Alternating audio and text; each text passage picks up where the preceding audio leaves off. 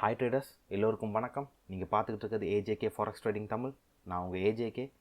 நாங்கள் இன்றைக்கி இந்த வீடியோவில் என்ன பார்க்க போகிறோன்னா, பிகினர்ஸாக இருக்க நீங்கள் உங்களோட டெமோ அக்கௌண்ட்டை எப்படி ஹேண்டில் பண்ணணுன்றதை தான் பார்க்க போகிறோம்.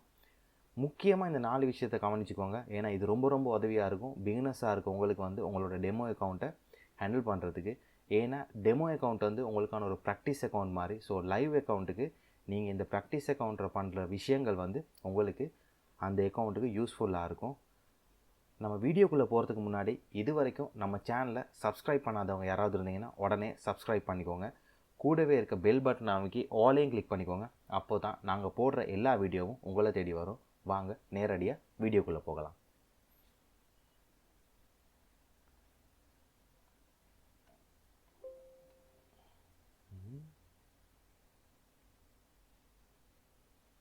ஓகே ட்ரேடர்ஸ், எப்போவுமே நீங்கள் ஒரு டெமோ அக்கௌண்ட் ஓப்பன் பண்ணதும் நீங்கள் கண்டிப்பாக முதல்ல செய்ய போகிற விஷயம் உங்களோட அக்கௌண்ட் பேலன்ஸ்.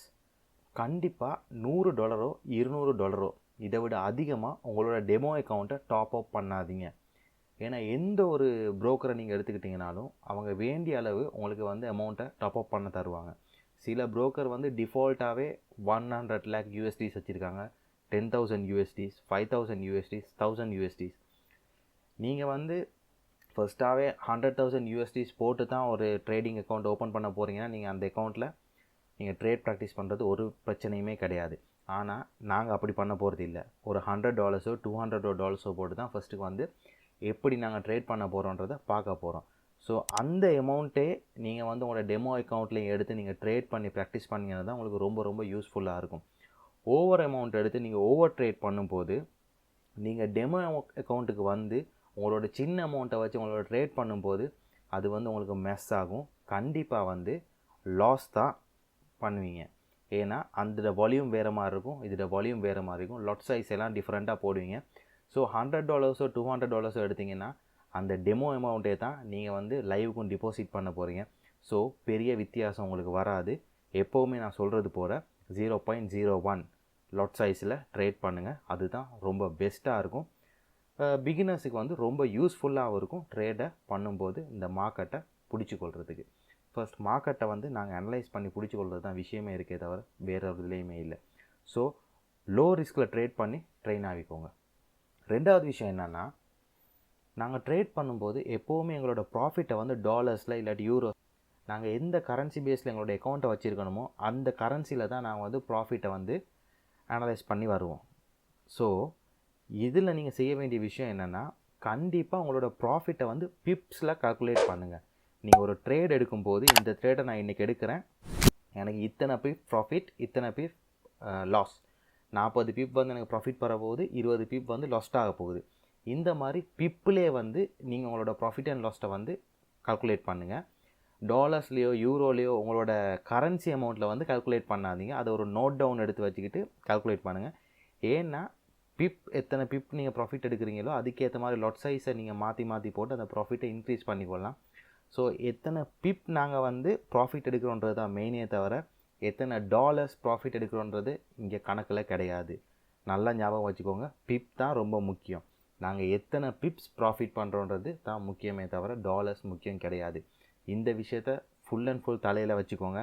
இது தான் எங்களை ஒரு ப்ராஃபிட்டபிள் ட்ரேடராக ஆக்க போகுது, இந்த பிப் விஷயந்தான். அடுத்து மூணாவதாக நாங்கள் கவனிக்க வேண்டிய ஒரு விஷயம் என்னென்னா, நாங்கள் பண்ணுற ட்ரேட்ஸ் எல்லாத்தையுமே ஒன்று எக்ஸல் ஷீட்லேயோ இல்லாட்டி ஒரு கொப்பிலையோ ரைட் டவுன் பண்ணி வச்சுக்கோங்க. உதாரணத்துக்கு நீங்கள் எடுத்துக்கிட்டிங்கன்னா இந்த இதில் பார்த்தீங்கன்னா டேட், இந்த நான் ரஃபாக எடுத்த ஒரு ட்ரேடை இது தான் போட்டிருக்கு. 18/1/2021 அந்த ட்ரேட் எடுத்திருக்கு. பேர் என்னென்னா யூரோ USD. நாங்கள் அந்த பேரை பை பண்ணோமா செல் பண்ணோமா, பை பண்ணியிருக்கோம். ட்ரேட் ஓப்பன் பொசிஷன், ட்ரேடை நீங்கள் ஓப்பன் பண்ணும்போது என்ன பொசிஷனில் அந்த ட்ரேடை எடுத்தீங்க அந்த டீட்டெயில், டேக் ப்ராஃபிட் எந்த இடத்துல வச்சிங்க, ஸ்டாப் லாஸ் எங்கே வச்சிங்க, அதுக்கப்புறம் டிபி டேக் ப்ராஃபிட்டுக்கான பிப் எவ்வளோ. இந்த ட்ரேட் பொசிஷன்லேருந்து 80 பிப்ஸில் நான் டேக் ப்ராஃபிட்டை வச்சுருக்கேன். ஸோ இந்த டேக் பொசிஷன்லேருந்து 14 பிப்பில் ஸ்டாப் லாஸை வச்சுருக்கேன். ஸோ இந்த ட்ரேட் கிட்டத்தட்ட ஒரு 6.5-7 மணி நேர ட்ரேட். ஸோ 6 மணி நேர ட்ரேடுக்கு அப்புறம் இது வந்து என்னோடய ப்ராஃபிட்டை வந்து ஹிட் பண்ணிச்சு 80 பிப் ப்ராஃபிட். ஸோ இது வந்து ப்ராஃபிட்டா இல்லாட்டி லாஸா, கெயின் பண்ணிச்சா லூஸ் பண்ணிச்சான்றதை இங்கே நீங்கள் போட்டு கெயின்னா கெயின் போடுங்க, லாஸ்னால் லாஸ் போடுங்க. போட்டு இப்படியே ஒரு 1 மந்த்துக்கான நீங்கள் ஃபுல்லாக செய்யுங்க. ஸோ இது 80 பிப்புன்ற நேரம், இந்த பிப் 80 பிப் தான் என்னோடய ப்ராஃபிட்னா 0.01 போட்டிருந்தேன்னா கிட்டத்தட்ட $8 ப்ராஃபிட். 0.10 போட்டிருந்தேன்னா கிட்டத்தட்ட $80 ப்ராஃபிட். ஸோ 1 போட்டிருந்தேன்னா இந்த 80 பிப்புக்கு கிட்டத்தட்ட $800 ப்ராஃபிட். ஸோ பிப் வந்து சேமாகவே தான் இருக்க போகுது. உங்களோட லாட் சைஸை நீங்கள் இன்க்ரீஸ் பண்ணி அதில் தான் வந்து உங்களுக்கான ப்ராஃபிட் கரன்சி வைஸ் வந்து மாறப்போகுதே தவிர பிப் வந்து அதே பிப் ரேட் தான் இருக்க போகுது. ஸோ இதுக்காக தான் நான் முதல்ல சொன்னேன், நீங்கள் ட்ரெயின் ஆகும்போது பிப்பில் கால்குலேட் பண்ணி ட்ரெயின் பண்ணுங்கள். அது வந்து உங்களை ஒரு ப்ராஃபிட்டபிளான ட்ரேடர் ஆகிறதுக்கு ரொம்ப ரொம்ப ஒரு முக்கியமான விஷயம், இந்த பிப்பில் ப்ராஃபிட் அண்ட் லாஸ் பார்க்குறது. ஸோ இந்த மாதிரி நீங்கள் பண்ணுற ட்ரேட் எல்லாத்தையுமே வந்து ரைட் டவுன் பண்ணி எடுத்துக்கோங்க. அப்போ உங்களுக்கு தெரியும், இதையும் கூட்டினா ஒரு மாதத்தில் எத்தனை பிப் வந்து நீங்கள் ப்ராஃபிட் பார்த்துருக்கீங்க, எத்தனை பிப் வந்து லாஸ் பார்த்துருக்கீங்க.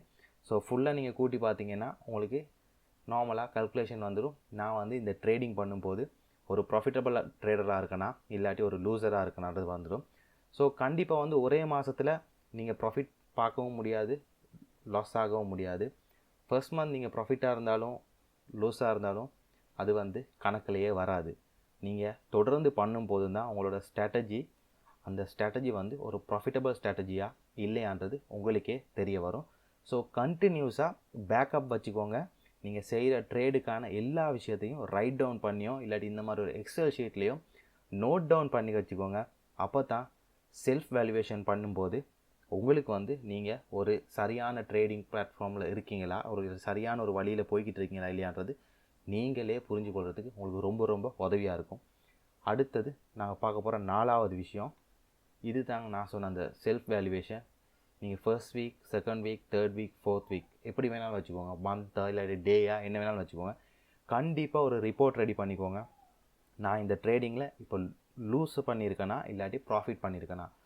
நீங்கள் டெமோ அக்கௌண்ட்டில் இதை செய்யும்போது உங்களுக்கு வந்து எந்த விதமான ஒரு நஷ்டமும் வரப்போகிறது இல்லை. ஒரு டெமோ அக்கௌண்ட்டில் நீங்கள் இதை செஞ்சுக்கிட்டு இருந்தீங்கன்னா உங்களுக்கே தெரியும் நீங்கள் வந்து ஒரு சரியான ட்ரேட் வியூவில் இருக்கீங்களா, ஒரு சரியான ட்ரேட் தான் பண்ணிக்கிட்டு இருக்கீங்களா இல்லையான்றதை நீங்கள் ரொம்ப ஈஸியாக புரிஞ்சு கொள்ளலாம். ஏன்னா நீங்கள் லைவ் அக்கௌண்ட்டுக்கு வந்ததுக்கு பிறகு அது ரொம்ப வித்தியாசமாக இருக்கும். டெமோ அக்கௌண்ட்டில் நீங்கள் $1000 ப்ராஃபிட் பார்க்குறது ஒன்று தான், லைவ் அக்கௌண்ட்டில் வெறும் $10 ப்ராஃபிட் பார்க்குறது ஒன்று தான். டெமோவில் நீங்கள் $1000 ஈஸியாக ப்ராஃபிட் பண்ணிடுவீங்க, ஆனால் லைவ் அக்கௌண்ட்டில் $10 கூட ரொம்ப கஷ்டமான விஷயமா இருக்கும். ஏன்னா அது ஒரு சைக்கலாஜிக்கல் ஒரு விஷயமா இருக்கும், அந்த லைவுக்கும் டெமோக்கும் உள்ள வேறுபாடு.